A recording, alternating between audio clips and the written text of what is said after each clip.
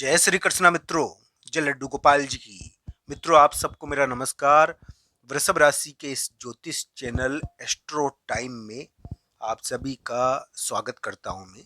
दोस्तों, वृषभ राशि वाले जातक के 12वें स्थान पर, यानी कि 12वां स्थान होता है नींद का स्थान, सोने का स्थान, शयन का स्थान। तो उस स्थान पर शुक्र नाम का एक ग्रह गोचर कर रहा है आपके 12वें स्थान पर, यानी कि आपके पीछे के स्थान पर।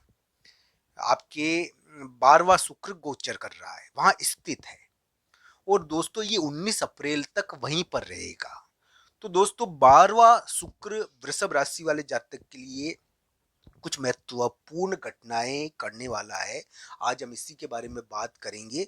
दोस्तों, ये बात मेरी ध्यान रखना। वृषभ राशि वाले जातक के लिए अभी के समय में प्रमुख व्यक्ति, समाज, बड़े व्यक्ति, समाज समाज से संबंधित भी थोड़ा प्रभाव रहता है। अभी एक साथी प्रकट होता है। किसी किसी वृषभ राशि वाले जातक, मान लीजिए कि संतान से संबंधित कोई बहुत बड़ा कार्य, यानी कि मैं ये मानता हूं कि वृषभ राशि वाले जातक के लिए जो ग्रह प्रभाव है वो, यानी कि वृषभ राशि को चिंता नहीं करनी चाहिए। हो सकता है कि अप्रैल मई में आपको जीत मिल जाए, पर ये क्या है कि 2 अप्रैल के आसपास थोड़ा ध्यान रखो। इसका मतलब ये बिल्कुल नहीं है कि 2 अप्रैल को बुरा दिन है, ये बिल्कुल नहीं है। इसका मतलब दोस्तों ये है कि 2 अप्रैल के आसपास क्या होगा कि एक महत्वपूर्ण जगह और स्थान का खेल होगा, और वो थोड़ा ज्यादा प्रकट हो रहा है, अभी के समय में हो रहा है वो। तो इसका थोड़ा ध्यान रखना चाहिए। तो दोस्तों, वृषभ राशि वाले जातक के लिए मैं यही कहूंगा कि एक प्रकार से जो ग्रह योग है आपके, उसके अनुसार समाज, बड़ा व्यक्ति, प्रमुख व्यक्ति, यानी कि बड़े व्यक्ति का मतलब ये है दोस्तों कि कोई कानूनी चीज, कोई समाज का की चीज, या फिर एक प्रकार से ये कहा जा सकता है कि ये थोड़ा आपको परेशान कर रही है। अगर ये चीजें, कोई कानूनी चीज, एक एक प्रमुख व्यक्ति आपको थोड़ा परेशान कर रहा है, और मान लीजिए कि ये चीजें आपको तंग कर रही है, तो वृषभ राशि वाले जातक के लिए सबसे बड़ी चीज है कि उनको जीत भी मिलेगी। उनको थोड़ा धैर्य रखना चाहिए। वृषभ राशि वाले जातकों के लिए जीत योग बनता है। और ये क्या है कि यानी कि अप्रैल मई में आपको जीत मिलनी चाहिए इस मामले में। इस प्रकार की उम्मीदें हैं आपके लिए, वृषभ राशि के लिए। तो वृषभ राशि वाले जातक के लिए इस प्रकार का ग्रह योग है कि मकान के मामले में, जमीन के मामले में, और साथी के मामले में, संतान के मामले में अप्रैल मई में, अप्रैल उतार या मई के महीने में थोड़ी जीत मिलनी चाहिए। तो ये इस प्रकार के ग्रह योग है, अलग अलग प्रकार के। 12वें स्थान पर शुक्र नाम का ग्रह है। तो दोस्तों, मैं ये कहूंगा वृषभ राशि वाले जातक को राधा रानी की पूजा जरूर करनी चाहिए, राधा कृष्ण का नाम लेना चाहिए। अगर आप, यानी कि वो कहते हैं ना, जब हम, यानी कि सोने से पूर्व, नींद लेने से पूर्व भगवान का नाम लेते हैं, तो भगवान का हमें एक प्रकार से कृपा भी प्राप्त होती है। तो वृषभ राशि वाले जातक को लेना चाहिए, मैं ये कहूंगा।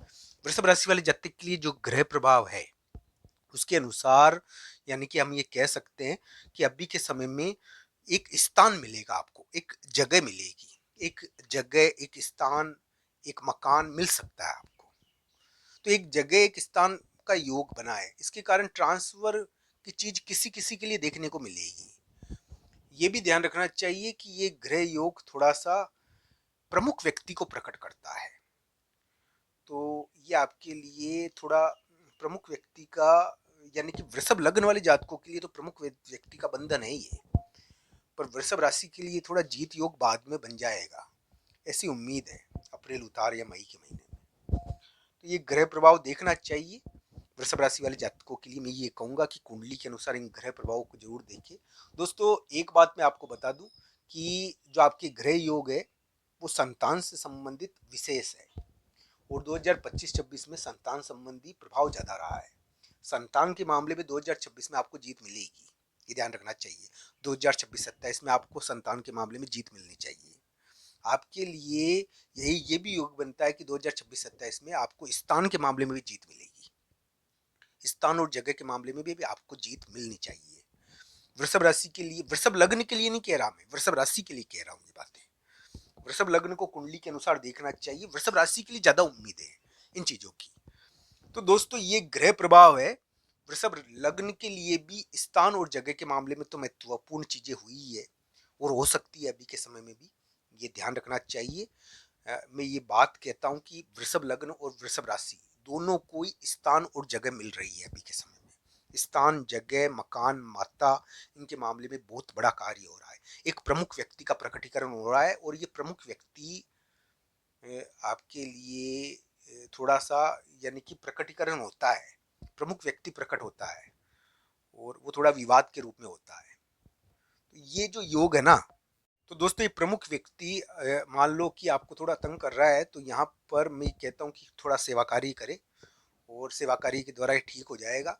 प्रमुख व्यक्ति का मतलब ये है कि कोई कानूनी चीज, कोई कोई बाधा अगर प्रकट हुई है, मान लो संतान संबंधी चिंता भी प्रकट हुई है, तो ये यहाँ पर सेवाकारी करने से ये ठीक होता है। तो मैं ये कहूँगा आपके लिए यहाँ पर सेवाकारी बढ़िया रहेगा। सेवा किसके कार्य विभिन्न प्रकार के होते हैं, ये ध्यान रखना चाहिए। किसी प्रमुख व्यक्ति की के लिए कोई कार्य करना, किसी, यानी कि एक प्रकार से भगवान बजरंगबली के मंदिर में जाकर सेवा कार्य करना, किसी प्रमुख व्यक्ति हो, कोई कोई इस प्रकार का व्यक्ति हो जो जिसके लिए आप सेवा कार्य कर सकते हो, तो वो भी करना चाहिए। बाकी वृषभ राशि के लिए 12वां शुक्र बुरा नहीं है। 12वां शुक्र क्या है कि बस साथी को बाहर भेजता है। साथी होता है ना, यानी कि एक प्रकार से प्रेमी साथी या विदेश भेजता है कभी कभी, इस प्रकार की भी स्थिति बना देता है ये। तो ये वैसे बुरा योग नहीं है, इसको देखना चाहिए। इस प्रकार का योग है कि इसमें लव पार्टनर या कोई प्रेमी साथी बाहर चला जाता है। तो ये योग, मान लो लाइफ पार्टनर भी बाहर जाता है, बाहर जाने की चिंता होती है लाइफ पार्टनर की। तो क्या वृषभ राशि वाले जातक का लाइफ पार्टनर या वृषभ लग्न वाले जातकों का लाइफ पार्टनर या लव पार्टनर बाहर जा सकता है? बाहर जाने का ये योग कैसे बन गया है?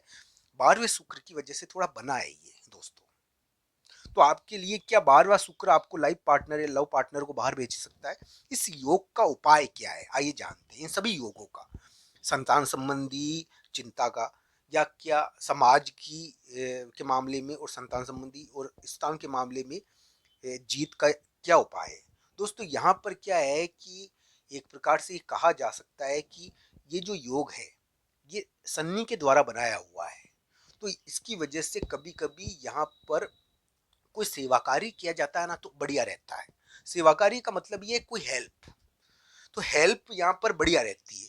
कोई मंदिर में भी सेवा कर सकते हो आप, किसी की हेल्प भी कर सकते हो, कोई, यानी कि कोई स्थान, कोई जगह से संबंधित महत्वपूर्ण कार्य भी कर सकते हो। तो ये योग है, इस रूप में देखना चाहिए इसको।